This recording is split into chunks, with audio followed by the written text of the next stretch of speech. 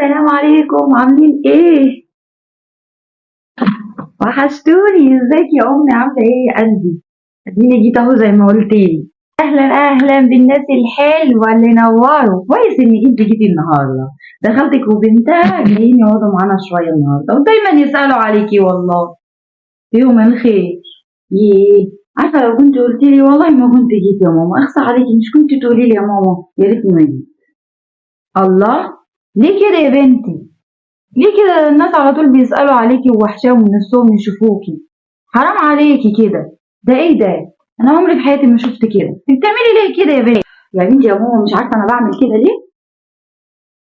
واحده بقالها 7 سنين متجوزه وما خلفتش، وانا يا دوبك اتجوزت ربنا كرمني. اخاف يا اختي تحسدني ولا تحسدني ولا يحصل لنا حاجه من ورا ده كله. انا مش عارفه يا ماما انت مش ليه زي الامهات كده وتخافي عليا وتخافي على ابني وانت